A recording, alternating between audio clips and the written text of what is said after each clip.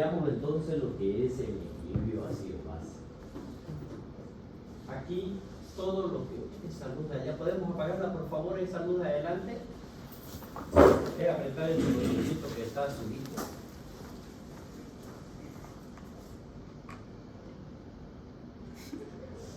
Ponelo tu dedo. Eso. No, el otro más. El otro azulito. Eso. Bien. Te están aplaudiendo, mira. Falta de respeto, no. Castillo tiene que ser. Bien, entonces, aquí ya yo les dije, y ayer hablamos un poco de ello, ¿quiénes son los que van a tratar de mantener ese equilibrio? Dijimos las dos partes, ¿no? El sistema respiratorio y el sistema renal. Y por lo tanto tienen que mantener entre lo que son los ácidos y son las bases. Entonces, ¿quiénes son los encargados de mantener esa acidez? Son todas, dice, aquellas sustancias que son capaces de ceder hidrogeniones, es decir, lo positivo. Y las bases, los que son capaces de aceptar esos hidrogeniones. Entonces, yo lo cedo, pero vos lo aceptás. Entonces, ¿para qué? Para que podamos mantener ese equilibrio. De esta manera, pues el pH, vamos a ver que no es más que la actividad de los hidrogeniones que están en la sangre y que van a mantener valores que habíamos dicho ayer entre 735 y 745. ¿Por qué se mantienen así? Porque existen amortiguadores químicos, ya sea a nivel intra o a nivel extracelular, junto con el sistema regulador principal. ¿Cuáles son esos sistemas reguladores principales? Respiratorio y renal. Bien. Miren ustedes, el respiratorio, yo le dije ayer, la instauración de poder corregirlo lo hace rápidamente. Lo hace en aproximadamente 1 hora después que lo necesitó. En cambio, el riñón, miren, necesita entre 24 hasta 48 horas, pero eso que restauró dura más, es más duradera. En cambio, esta se va rápido. ¿Ya? Los riñones entonces van a regular el bicarbonato plasmático mediante 3 procesos. Una reabsorción del bicarbonato filtrado. ¿Dónde ocurre eso? Túbulo contorneado distal o túbulo colectores, que es donde va a suceder. Y la otra, que es la formación de acidez, que es la que vamos a ver nosotros dentro de la misma para poder rescatar que forman el bicarbonato a partir de sustancias D. Eso lo vamos a ver. Y la otra es la excreción del amoníaco. Esas son las 3 formas como el sistema renal va a poder controlar lo que vendrían a ser estos niveles, tanto acidez como de base. Si nosotros vemos y seguimos analizando, miren ustedes, es un logaritmo. El pH no es más que un logaritmo. Para el agua pura, ¿cuánto vendría a ser? La alcalinidad, la acidez. Vamos a ver quiénes son los que van a permitir ver en ello. Y aquí le da ejemplo, por ejemplo, el plasma sanguíneo, el sudor, las lágrimas, son más ácidos o más básicos. La leche, la mantequilla es más ácida. El pan, la cerveza, el limón es más ácida. Y vemos acá quiénes van, por ejemplo, quiénes van a participar de esto, ya sea superior o ya sea inferior. Hidróxido, miren ustedes los hidróxidos de sodio, miren ustedes el amoníaco, miren ustedes los detergentes fosforados, el bicarbonato sódico. Todo ello viene a componer de aquí para acá ácido, de aquí para acá alcalino. O alocado. Arriba ácido y abajo alcalino. Entonces, todas estas sustancias, el pH, ¿qué vendría a ser? El pK es todo valor que tiene toda sustancia. Ese es el pK, es el valor que tiene. Sodio 135. O no sé, estoy dando un valor cualquiera. O el yodo 131. El 131 es el pK. Para poder llevar adelante. Más el logaritmo. Ese es el pH. Entonces, ¿qué hace esto? Yo puedo ir hacia lo básico, hacia lo ácido. Magnífico, entonces. ¿Qué vendría a ser el pH? Miren ustedes, no es más que una medida utilizada por la química para evaluar la acidez o la alcalinidad de una sustancia, por lo general en su estado líquido. Y también lo podemos utilizar en los gases, que es la que nosotros vamos a ver. Los buffers benditos. Estos buffers, que son las especies de amortiguadores, estas sustancias en las cuales nosotros vamos a ver que van a equilibrar. Voy a hacerle un ejemplo para que a partir de ellos ustedes puedan guiarse, ¿listo? Vamos a hacer una balanza. Vamos a poner aquí, cuando pinte, vamos a poner acá, así. Aquí 735 y aquí 745. Dice, ¿quién es el ácido? Aquel que es capaz de ceder. ¿No es verdad? Cede. ¿Quién es lo básico? Aquel que es capaz de aceptar. Así lo vamos a poner. Bien. Si la sustancia ácida cede hidrogeniones, ¿cómo va a quedar entre el electrón? ¿Grande o pequeño? Pequeñito. Ya me van a comprender por qué le estoy diciendo. Y si este es capaz de aceptarlo, ¿cómo va a quedar al ganar electrones? Grande. ¿Ya? Entonces estoy cediendo. Por lo tanto, mientras la sustancia sea más ácida, va a ser capaz de atravesar todas las membranas que quiera. ¿Por qué? Porque su molécula es tan pequeña que puede atravesarla. Para que comprendamos después por qué me afecta al cerebro, por qué se va a ir a la sangre, por qué me atraviesa la sustancia por aquí, porque son capaces de ceder estos hidrogeniones. Bien. Para que nos guiemos en ello, ¿listo? Ahora, el sistema buffer son los que van a regular estas concentraciones de hidrógeno en los líquidos orgánicos de tal manera que se evite lo que es la acidosis y la alcalosis. Por lo tanto, vendrían a ser los primeros en la línea de defensa. ¿Cuáles van a ser? Son concentraciones de ácidos y bases, que son soluciones específicas que van a ser iguales, es decir, en el pH van a ser iguales y va a ser constante. Es decir, la solución del pH que yo tengo, ¿cuánto dijimos que es el pH? 735, 740. Eso es constante. Ese es el pK. ¿Me dejo entender? Ese es el pK. La constancia de las concentraciones de esta sustancia. Los principales buffers del organismo, ¿cuáles van a ser entonces? Bicarbonato de sodio, ácido carbónico, las proteínas extracelulares, los fosfatos deshidrogenados, fosfatos monohidrogenados y el sistema de hemoglobina.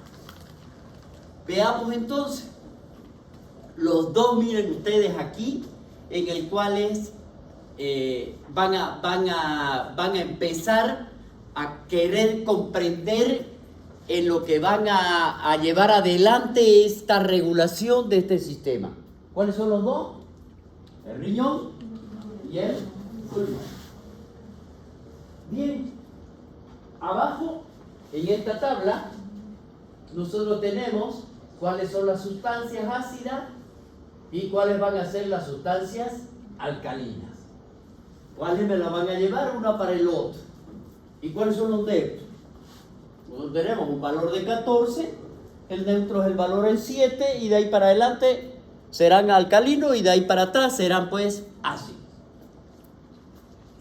Vean ustedes aquí en el primer cuadro de arriba a la izquierda, este de acá, los intercambios que van a suceder. Tanto a nivel de la sangre, el intercambio del oxígeno con el CO2, para que haya ese intercambio a nivel sanguíneo y a nivel pulmonar, y que podamos nosotros ver qué vamos a formar a través de ello. Si introducimos un CO2 y lo unimos al agua, ¿qué voy a tener aquí? Ácido carbónico. Ojo, es el ácido carbónico. Hasta aquí no me sirve, ¿no es verdad? No me sirve. ¿Qué es lo que tengo que hacer? Tengo que ceder un hidrogenión para quedar como bicarbonato. Ojo, ¿quién es el que regula el bicarbonato? El riñón. ¿Quién es el que regula el CO2? Bueno, cualquier patología que afecte a cualquiera de los dos, voy a tener una alteración. Cualquiera. Bueno, aquí está, por ejemplo, la respuesta a la acidosis metabólica. ¿Qué es lo que está haciendo? Es un ejemplo que le está dando, para que después lo vamos analizando. ¿Ya? Yo no lo voy a volver a explicar después. ¿Qué es lo que hace? Nosotros tenemos al paciente que los dos buques principales, o los dos sistemas principales, el pulmón por un lado y el riñón por el otro. ¿Qué es lo que va a ocurrir acá, dentro de todo esto? El intercambio acá dijimos nosotros, si yo uno el CO2 más el agua, ¿qué voy a tener como respuesta? Ácido carbónico. Bien, hasta ahí, eso es lo que va a ocurrir principalmente.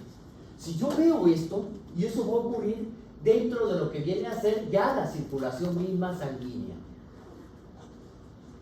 A raíz de ello, si yo dono un hidrogenión, voy a perder, significa donar, significa perder, entonces pierdo un hidrogenión y me transformo en, hasta aquí se llama ácido carbónico.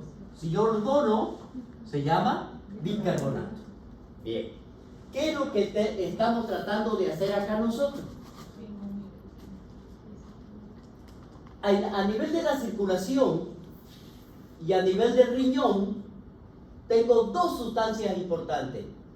El sodio por un lado y el bicarbonato por el otro lado.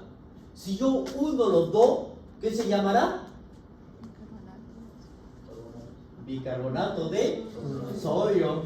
Ojo, miren ustedes, el bicarbonato de sodio, al generar el bicarbonato de sodio, el riñón, ¿qué es lo que vamos a hacer? El buffer, el sistema buffer, al absorber ese hidrogenión y al ganar ese hidrogenión, lo va a transformar dentro de todo ello, ya sea el bicarbonato de sodio o el ácido carbónico, para uno o para el otro lado. Yo necesito ganarlo.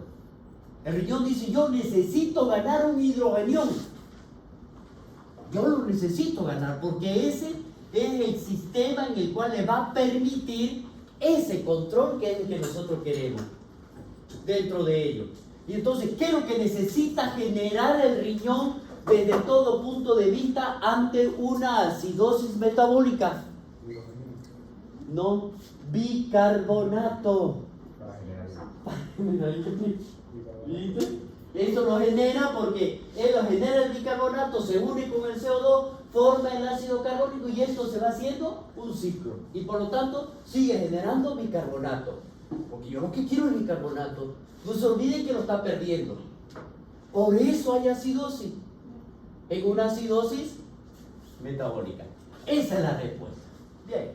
Son algunos ejemplos que vamos a ir viendo posteriormente. ¿Listo? ¿Cómo hace la regulación respiratoria? Es la segunda línea de defensa frente a los trastornos de ácido base. Eliminamos CO2. Eso es lo que va a hacer principalmente.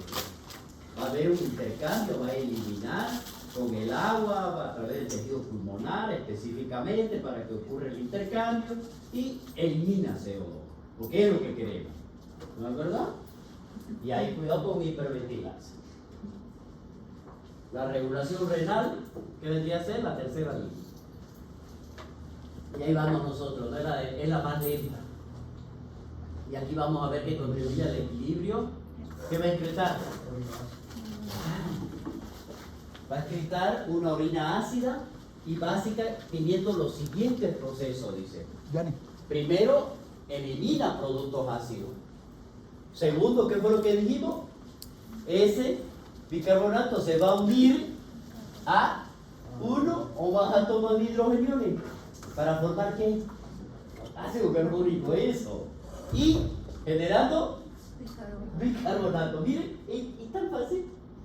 Bueno, pero ese es el mecanismo fisiopatológico, no, fisiológico, que hace el organismo ante una patología, que es una acidosis.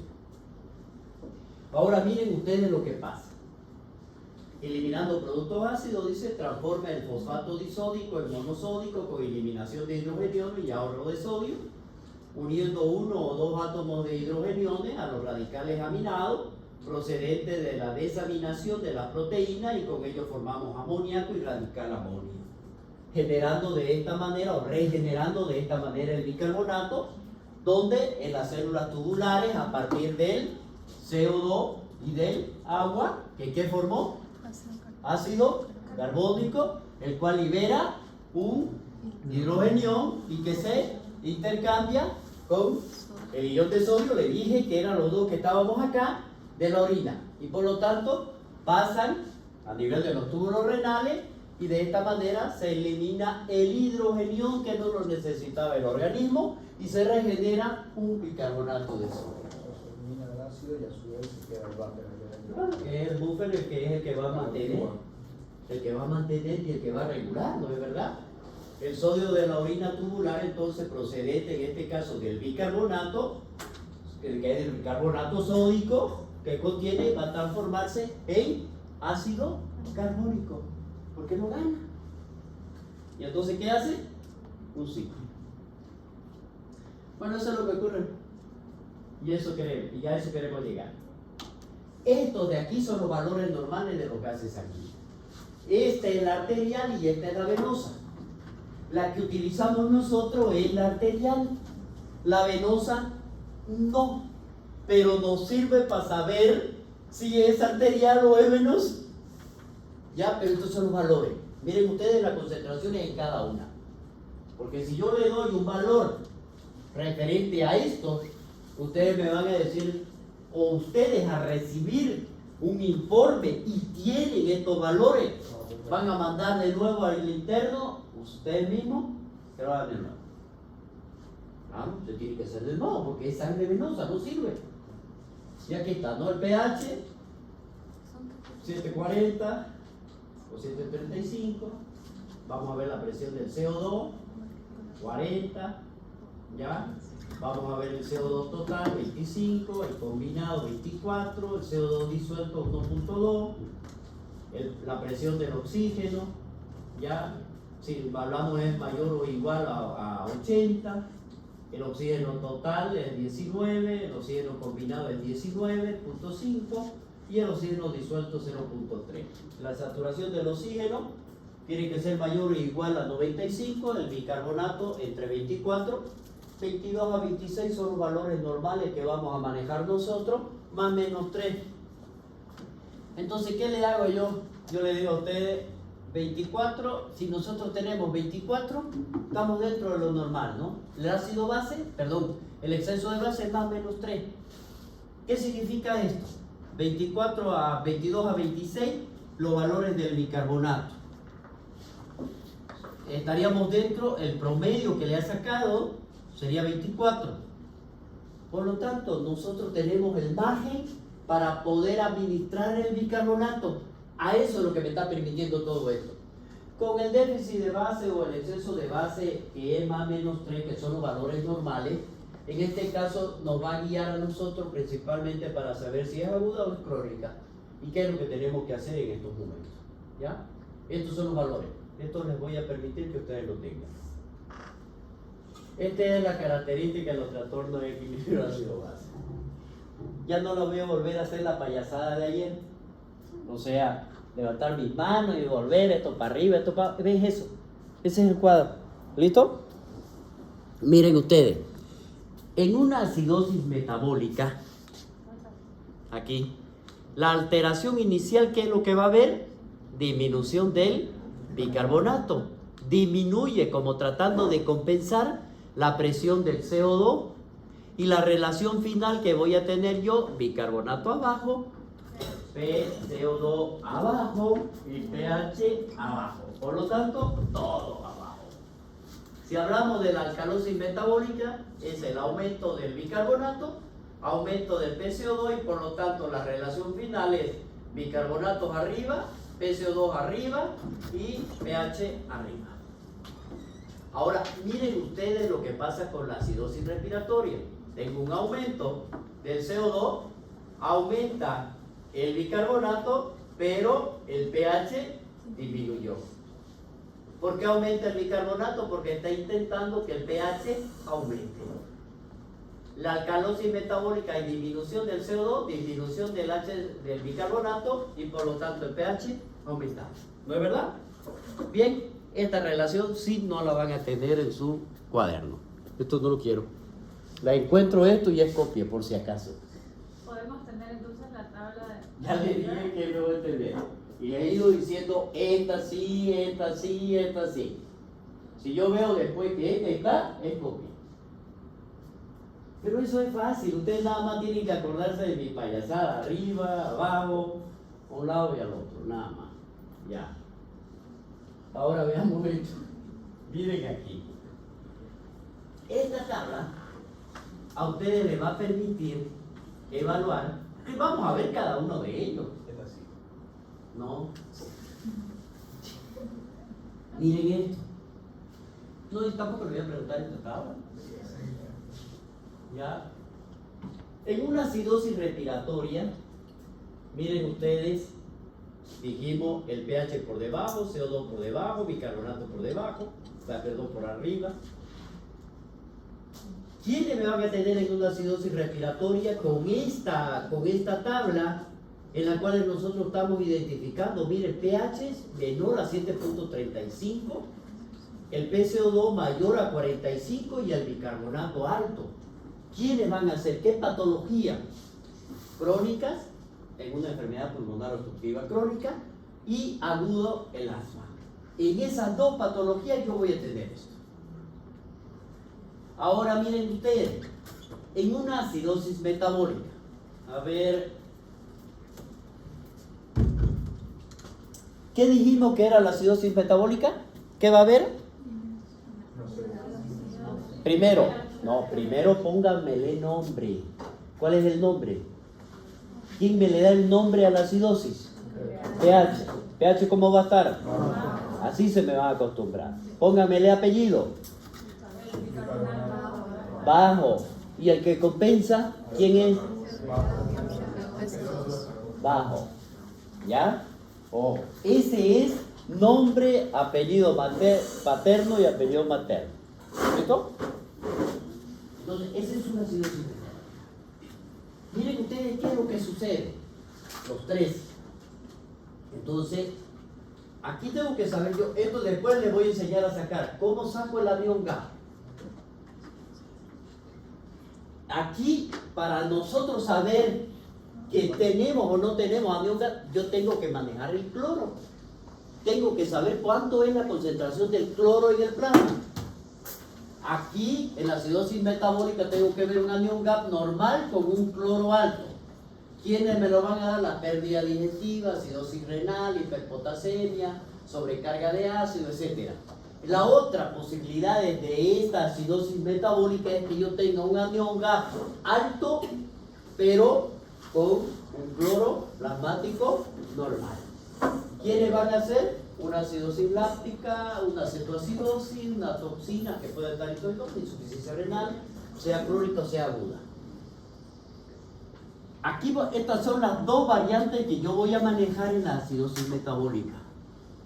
Para esto existen fórmulas que les voy a enseñar a sacar un anión gas utilizándolo al cloro.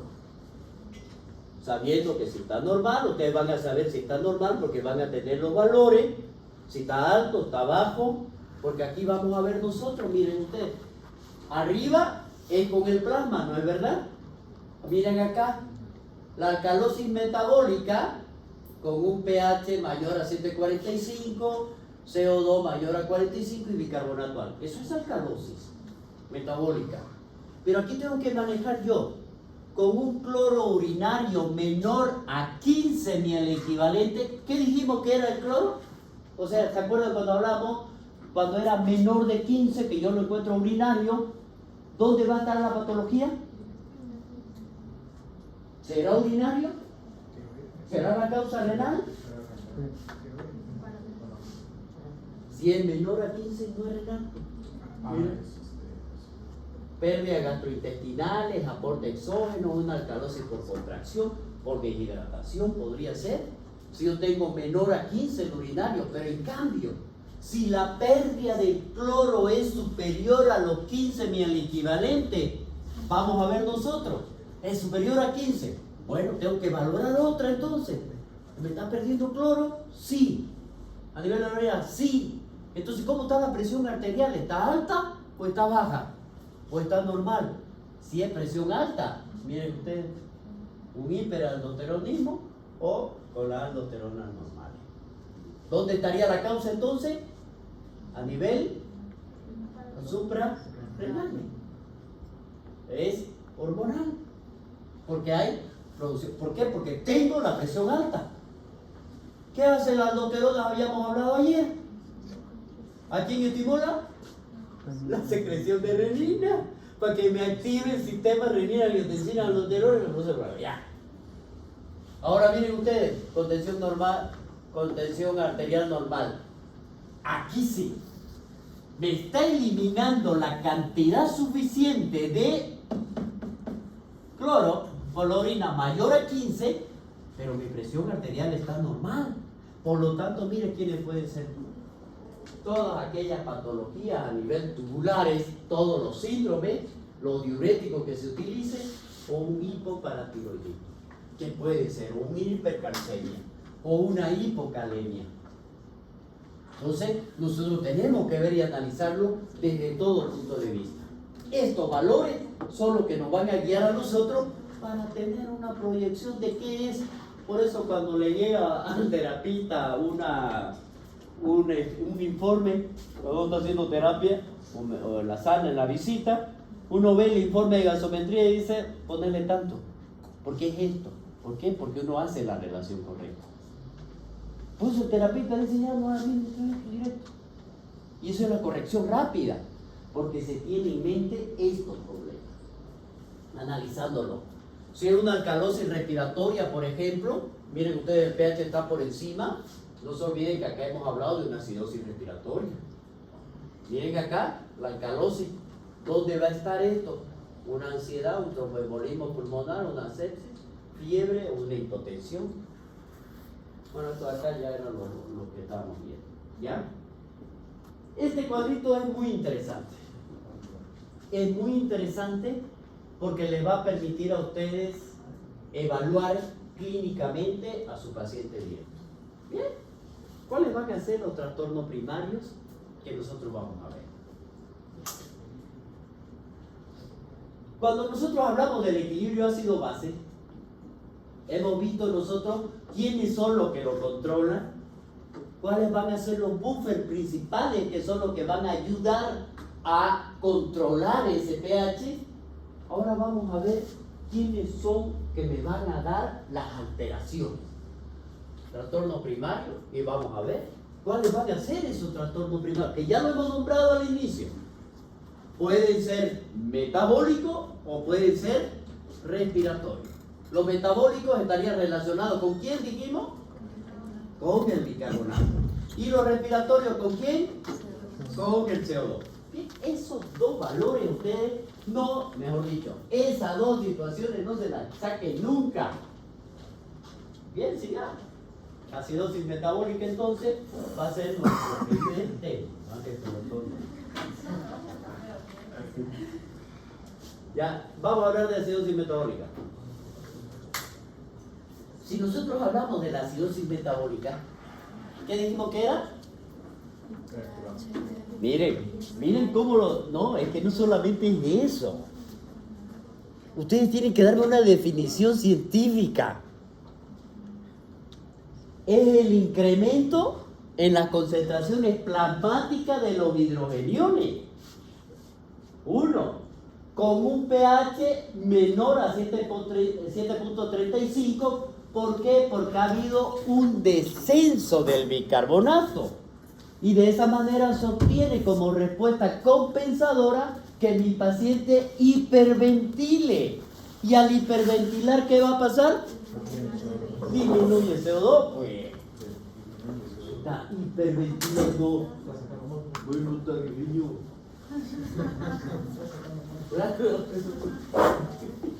Elimina más CO2 y por lo tanto disminuye la concentración del CO2 a nivel plasmático. ¿Está claro? Bien. Veamos aquí entonces. Esto es. La compensación, ¿quién es? ¿Quién es de estos dos? De lo que hemos hablado aquí, ¿quién es el que me está compensando? El bicarbonato. No, yo te sigo. ¿Ya? El CO2 es el pulmón. ¿Qué es lo que está dando como respuesta compensadora ante esta acidosis? La pérdida del bicarbonato. Eliminar CO2. ¿Y cómo lo hace? Hiperventilar. Es eso. Bueno, eso es lo que estamos viendo y eso se lo voy a ir pasando cada vez. Esto es lo mismo que hablábamos a lo anterior, ¿ya? Y lo que estábamos viendo. La clínica. ¿Qué es lo que va a presentar en la clínica?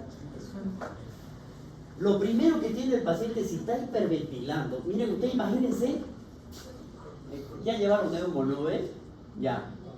Se llevaron semiología, ¿no ven? Ya. Entonces, la respiración de Kussmaul.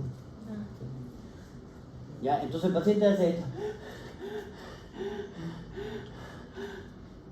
¿Qué está haciendo? Está hiperventilando. Claro.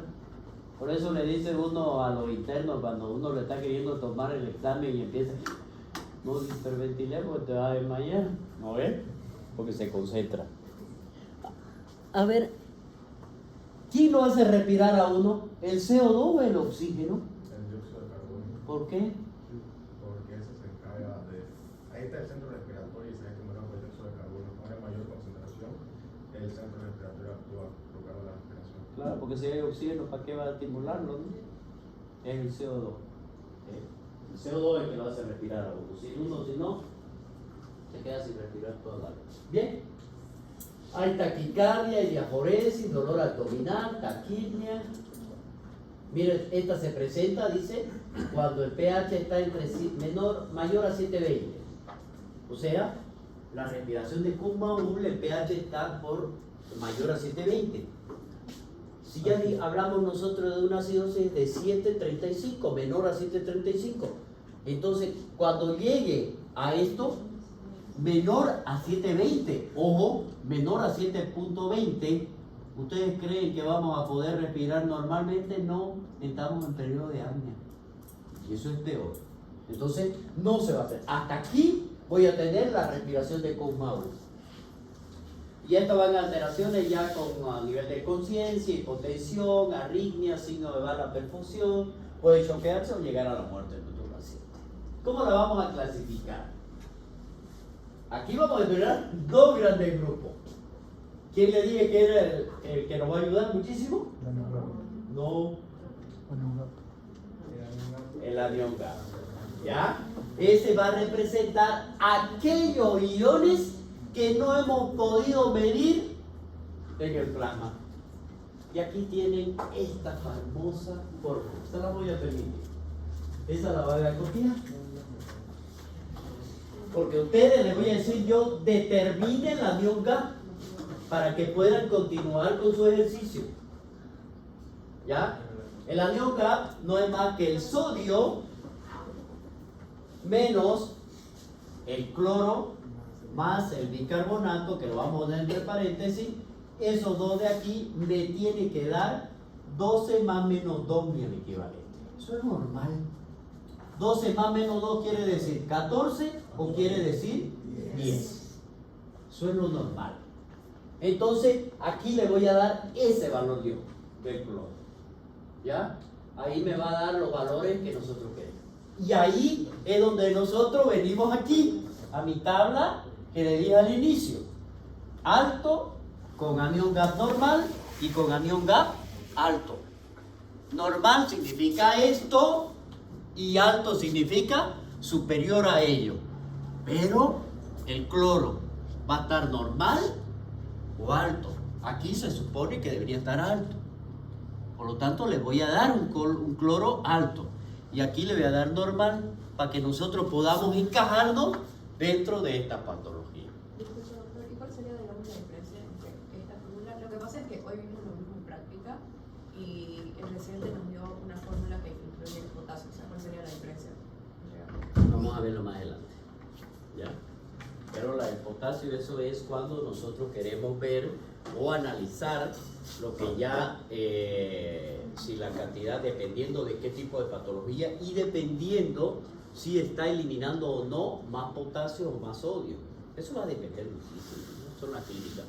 Pero la que más se utiliza es esta, con cloro, en vez de la de potasio. Pero miren ustedes aquí, estas son las patologías en las cuales nosotros vamos a intentar identificar en cada uno de estos. La acidosis metabólica con anión gas elevado, es decir, una normocloremia. Esto es lo más frecuente y vamos a ver que existe un aumento en la producción de ácido endógeno o por un descenso de la eliminación del mismo. Existen entonces las causas y entre estas tenemos nosotros una cetoacidosis diabética, una acidosis láctica o una intoxicación por salicilatos, etilenglicol o cualquiera de ellos. En la diabética, por ejemplo, en esta cetoacidosis, ¿qué es lo que hay? Lo que falta es la insulina. ¿Qué hace esto? Que se aumente la lipólisis y por lo tanto genera cuerpo cetónico, ¿no es verdad? Bien. La cetoacidosis diabética, entonces, ¿qué se va a presentar? En pacientes que tienen o que son insulinos dependientes y se asocian a la interrupción de la insulinoterapia, etc. Otra causa de ellas son el etilismo. Me interesa esto de aquí. ¿Qué es lo que está provocando ese proceso? En la acidosis láctica vamos a ver dos tipos, tipo A y tipo B. La A es cuando hay una hipoxia tisular. ¿Quién me la puede dar esa hipoxia? Cuando no me llega sangre, pues. O no importa cuál. Hipotensión, shock, o sepsis, o anemia, etcétera, etcétera. Cualquiera de ellas. O intoxicación inclusive, por monóxido de carbono. O el tipo B, cuando es causada por una hiperglicemia. O por depósitos de glucógeno, o convulsiones, o diabetes, etcétera. Las otras son las intoxicaciones producidas por salicilato, etilenglicol, etcétera. ¿Y qué es lo que hay aquí? El hiato osmolar elevado. Y aquí vamos a ver nosotros, dentro de todo esto, la diferencia que va a existir entre lo que es la osmolaridad que nosotros vamos a medir y la que se va a calcular. ¿Se acuerdan que le di cómo calcular la osmolaridad? ¿Cómo medimos la osmolaridad? Es esta, la fórmula. ¿Cuáles serían? ¿Se acuerdan que sacaron ese día? Y no se olviden que aquí tengo otro más. Vean ustedes, sería 2, que es una constante, el sodio más el potasio, más la glucosa, que está dividida entre 18, más la urea. Y eso lo vamos a dividir entre 5.2. Superior a 10 milimoles, dice aquí, que es lo que por kilogramo peso, que esa es la que me está dando en caso de que puede existir intoxicaciones dentro de esto. De la osmolaridad que nosotros estamos midiendo, la que me han dado, y la osmolaridad que nosotros vamos a calcular. Que vendría a ser esta de acá. Entonces, si ustedes lo hacen, ahorita, por ejemplo, tendrían que, para ir haciéndola, ir despejando sodio más potasio. Eso te va a dar un valor. Sigue entre paréntesis. La glucosa lo dividen con la 18, sobre 18. Y eso me va a dar un valor. La urea lo dividen entre 5.2 y eso me da otro valor. Luego eso lo van a sumar uno por uno y lo van a multiplicar por 2 y me tiene que dar el valor. Eso es lo que nosotros vamos a manejar. Bien. La rhabdomiólisis es otro de la destrucción muscular, de eso hemos hablado ayer bastante, por infecciones, traumatismo, intoxicaciones que liberan aniones al músculo y por los del músculo y llegan a provocar deterioro en la función. La insuficiencia renal por disminución en la excreción renal, los niveles de creatinina son elevados. La otra situación que nosotros vamos a ver es la acidosis metabólica con anión GAP normal, es decir, hiperclorémica en este caso. En este tipo de acidosis, miren ustedes, la disminución del bicarbonato plasmático va a tratar de compensarse produciendo una elevación del cloro en la sangre. O sea, la disminución del bicarbonato que está existiendo a nivel plasmático va a tratar de compensar el organismo elevando el cloro. ¿Ya? Entonces es un mecanismo compensador. Entonces, ¿dónde lo vamos a ver nosotros? En las pérdidas gastrointestinales de bicarbonato, como en las fístulas pancreatointestinales, que van a ser las principales. Por ejemplo, aquí en las pérdidas gastrointestinales vamos a ver que esto se va a acompañar de hipopotasemia y habitualmente aquí no van a requerir el uso de bicarbonato. Por lo tanto, ¿qué es lo que tendríamos que hacer? La reposición hidroelectrolítica y tratamos el trastorno de base que la haya provocado. Si nosotros vemos en las pérdidas renales de bicarbonato, aquí vamos a ver varios tipos de acidosis tubular. La tipo 1, por ejemplo, donde hay un déficit en la secreción de hidrogeniones. No se olviden que a nivel del túbulo tenemos dos funciones, ¿no? Una reabsorbe, lo saca lo que está en la luz y lo mete al interior, y la otra secreta hacia la luz. Entonces, ¿qué es lo que está viendo? Un déficit en la secreción distal de los hidrogeniones. El proximal o tipo 2, el déficit en la reabsorción de bicarbonato. Y el tipo 3 o mixta es la combinación de estas dos. La 4 es la hiperpotasemia. Aquí lo más frecuente es que va a existir un déficit en la excreción del potasio, y eso donde lo vamos a ver en pacientes que tienen alterado lo que es la producción de aldosterona. En este caso va a haber un hiperaldosteronismo que puede ser hiporrenémico, y que se asocia a las... Cuando hablamos nosotros, ¿se acuerdan cuando hablamos de la insuficiencia renal? De las nefropatías intersticiales. Esa es una. Y la otra, que es la diabética. La intersticial, hablábamos nosotros de la necrosis tubular intersticial. No se olviden de eso, cuidado. Es un próximo examen. ¿Ya? Y la otra es la administración de cloro, miren. Alimentación parenteral, ácido clorhídrico, cloruro de amoníaco. Otras causas, la administración de acetosolamida, o la enfermedad de Addison, o de uso de diuréticos distales. Ante esta situación que nosotros tenemos y sabiendo las consecuencias y la clínica que me va a dar, pues tenemos que investigarla, ¿no es verdad? ¿Y cómo lo vamos a hacer esa investigación? Nos vamos a avanzar en el diagnóstico de esto. Lo primero que pedimos es una gasometría. Bien, aquí hay otro que nos van a apoyar para filiar o para identificar claramente la acidosis metabólica. Son la glucosa, que nos va a ayudar porque vamos a necesitar nosotros para corregirlo. Los iones, cuando hablamos de iones hablábamos nosotros del sodio, potasio, cloro, magnesio y calcio. Creatinina, la osmolaridad. Miren, osmolaridad no me está dando valores, ¿no es verdad? Entonces significa que yo tengo que calcularla. ¿Ya? Cetonemia, cetonuria, ácido láctico, creatinfosfoquinasa, hemograma, orina con sedimento, la mioglobinuria. Son los exámenes que nosotros vamos a ver. También al mismo tiempo vamos a solicitar un electrocardiograma y una radiografía de tórax. Y si nosotros hablamos de un electrocardiograma y una radiografía de tórax, es para complementar, ¿no ve? Habíamos hablado de hipopotasemia, de hiperpotasemia, que me van a dar alteraciones eléctricas dentro de la misma. Por lo tanto, aquí, esta la vamos a solicitar en base a un razonamiento clínico previo. Es decir, si necesita o no necesita hacerlo. Por ahí tiene alguna patología pulmonar. Entonces, necesitamos una radiografía. Por lo que es vital importancia esto de aquí. Realizar una anamnesis detallada y una exploración física que sea exhaustiva. Para nosotros pedir los exámenes que correspondan. El tratamiento en una acidosis metabólica. Esto es más fácil, porque tenemos que calcular, ¿no ve? Si necesita o no.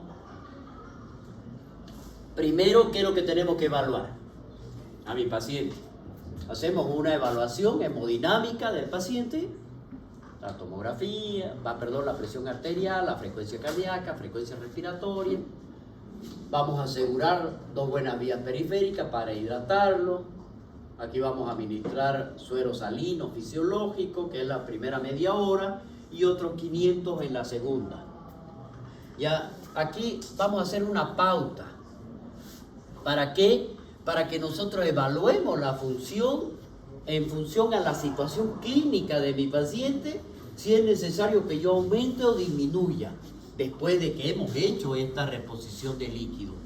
Entonces vamos a ver aquí si hemodinámicamente el paciente está bien, si no está sobrecargado, si está deshidratado, qué vamos a necesitar, si vamos a aumentar más.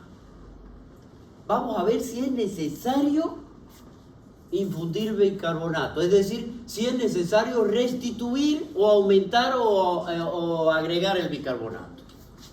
Cuando hay una acidemia grave, ya, o una causa que no sea tratable, por norma, nosotros vamos a administrar bicarbonato cuando el pH se encuentre por debajo de 7.20.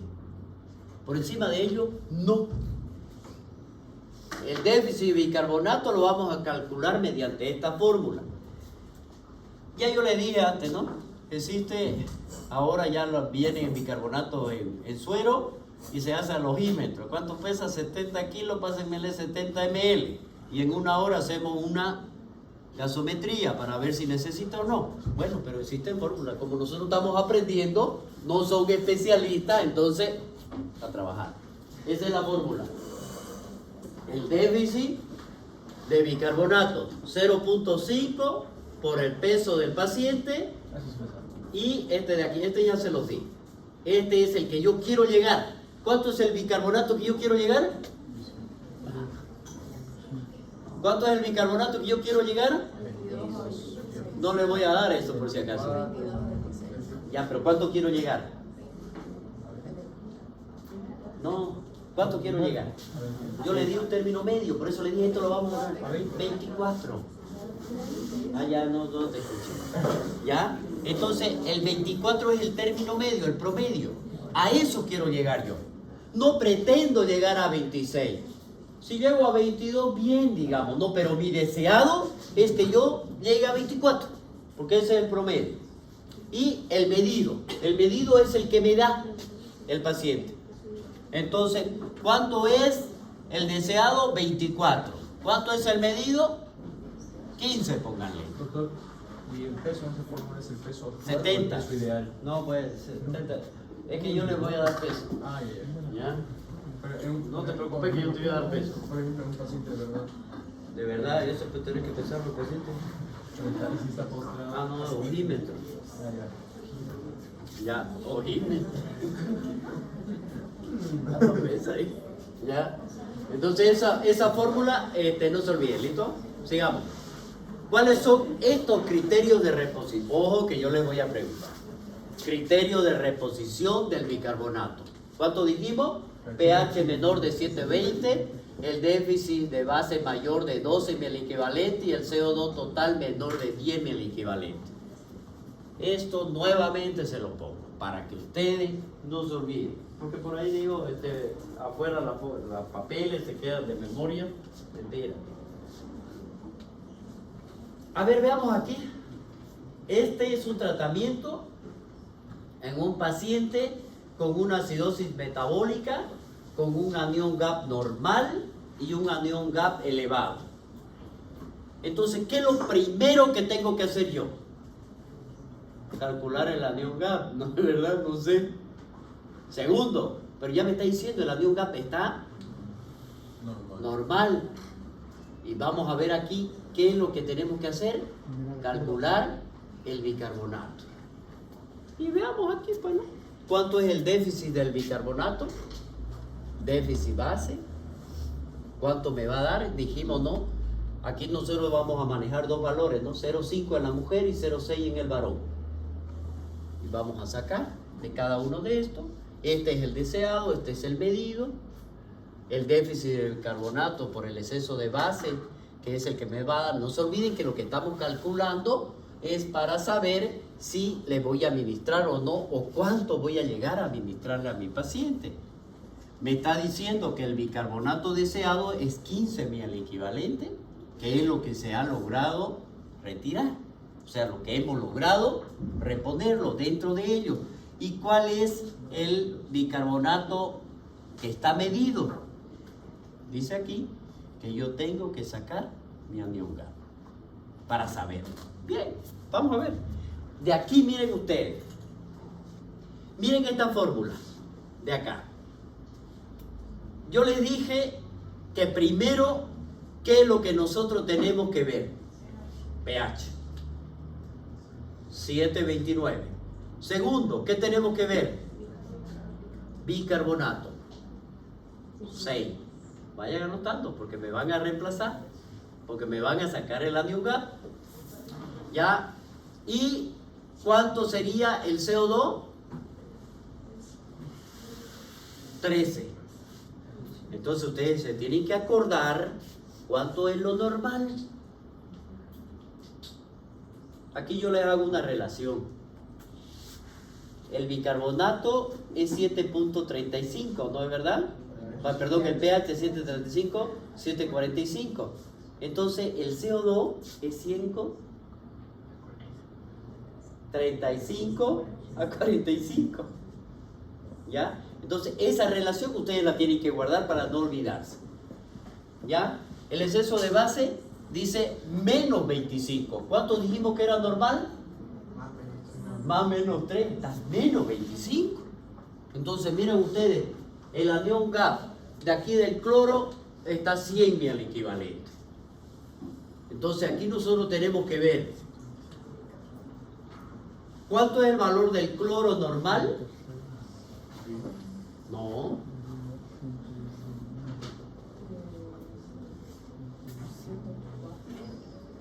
De 100 a 100. No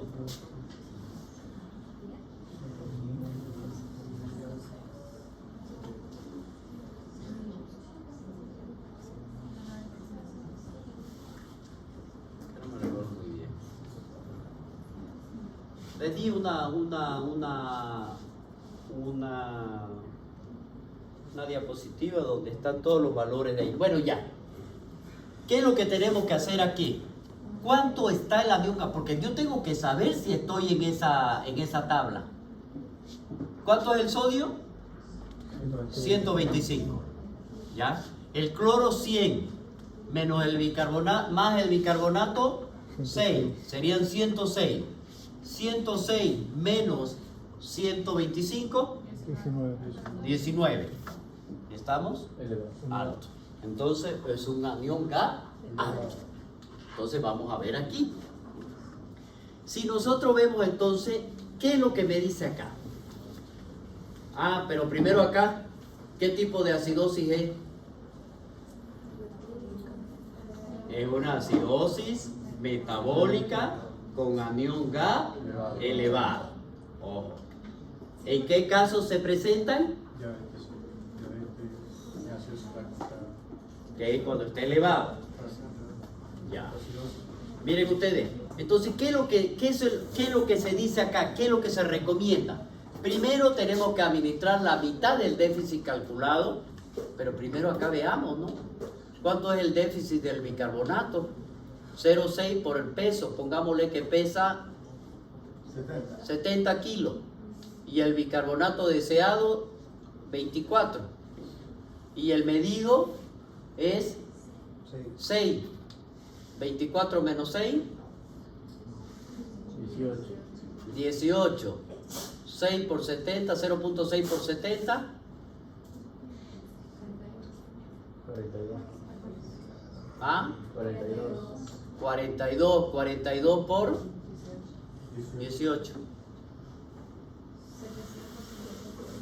700. Ese es el déficit de bicarbonato. 1000 equivalente. Ojo, después le voy a decir cómo vamos a hacer la reposición. Miren, eso es lo que necesita el paciente. Miren ustedes, ¿cuánto sería el exceso de base de nuestro paciente? Menos 25, ¿no es verdad? Menos 25 por 0.6 por 70.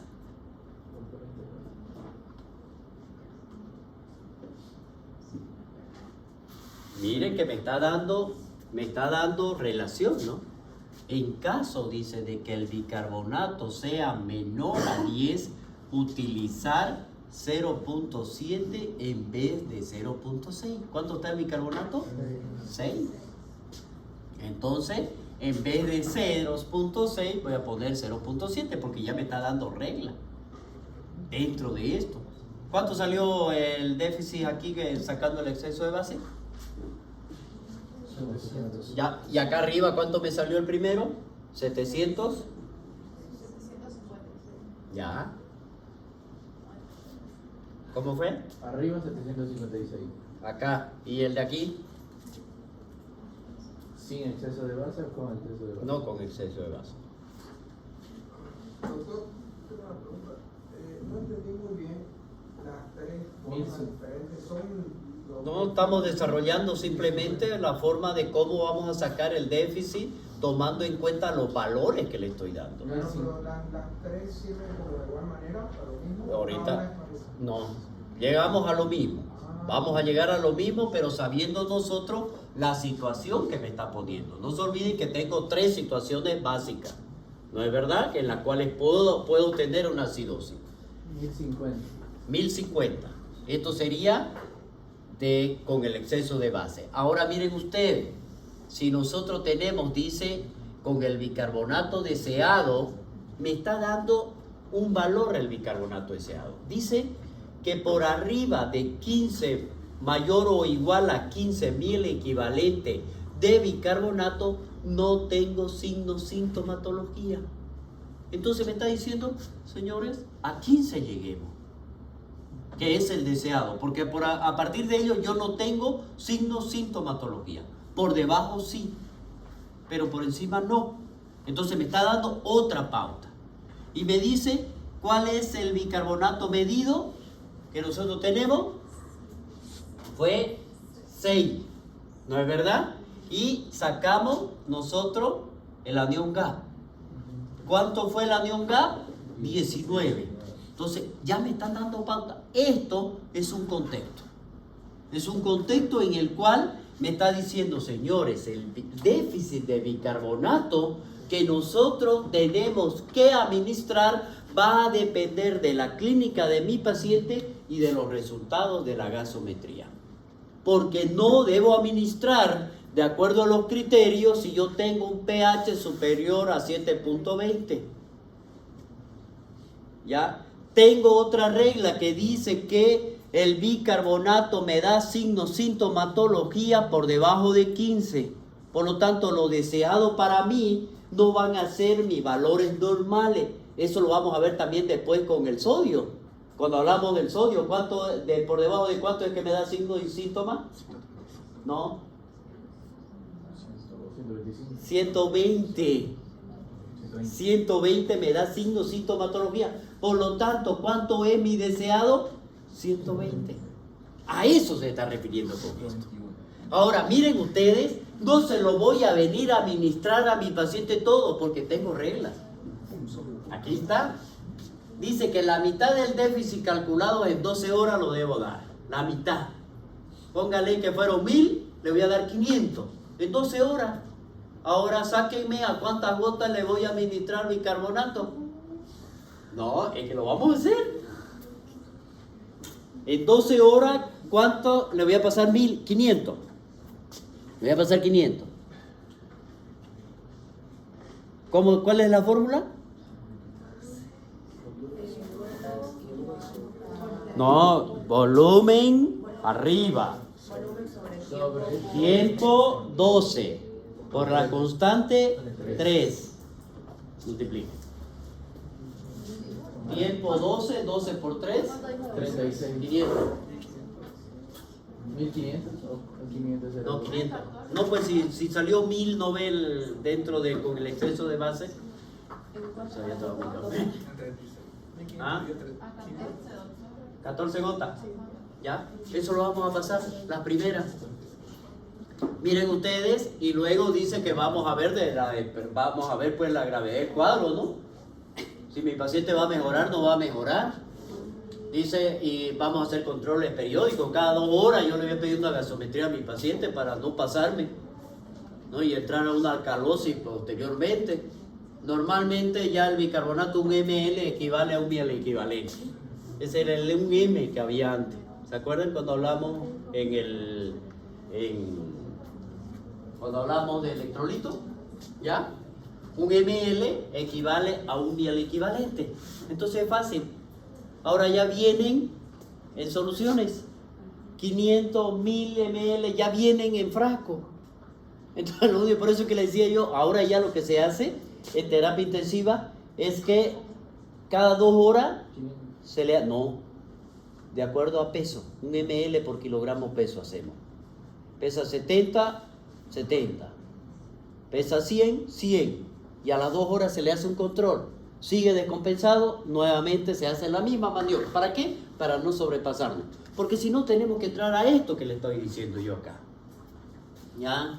Entonces, 1 ml equivale, en farmacia se disponen ya preparados de 10 y 500.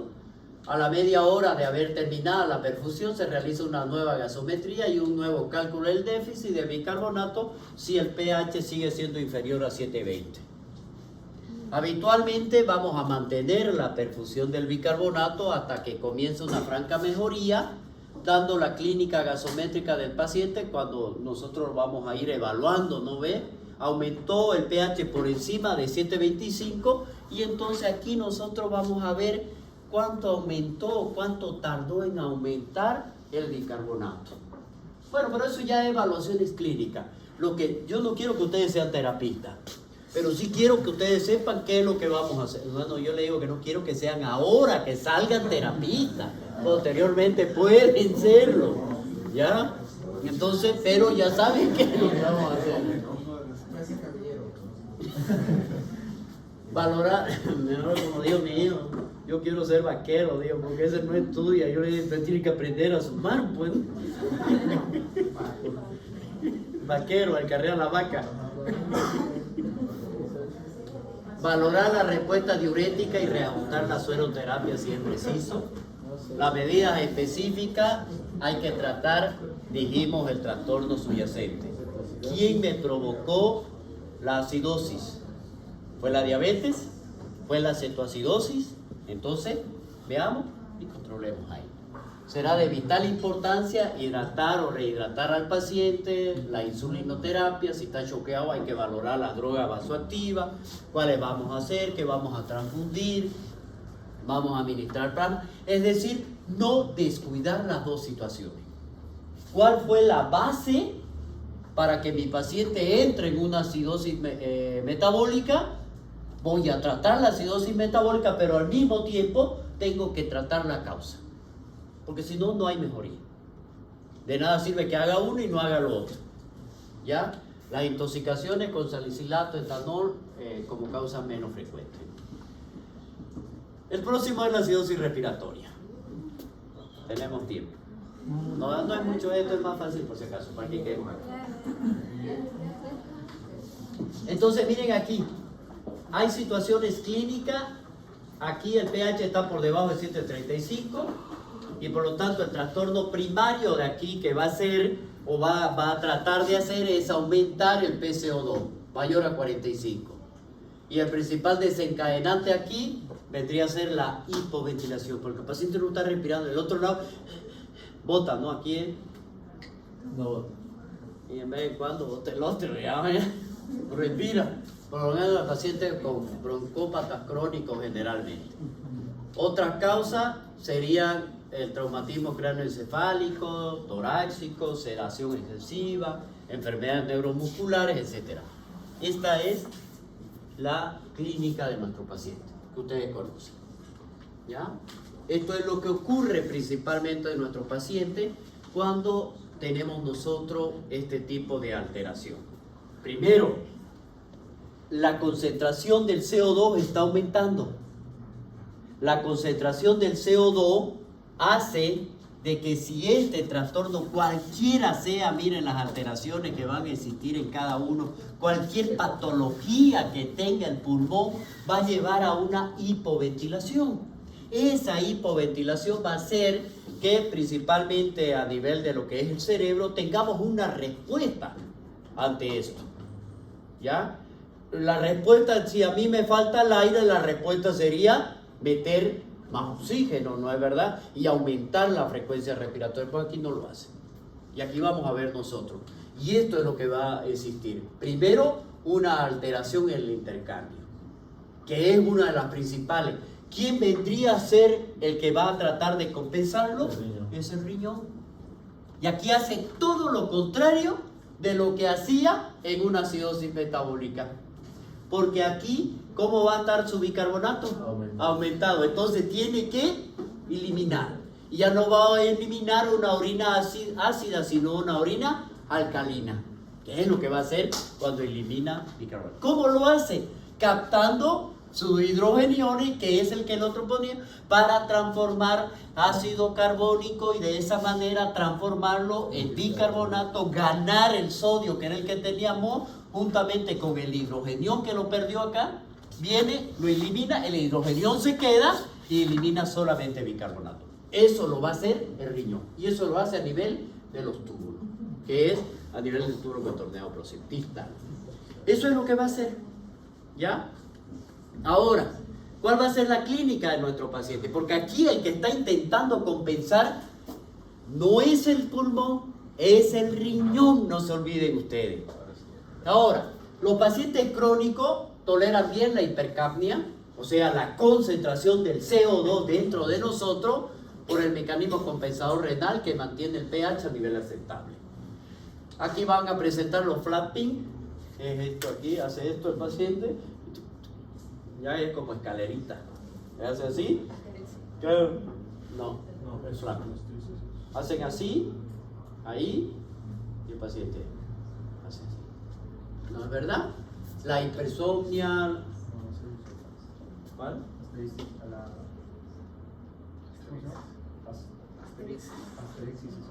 No es otra. Este es el flapping.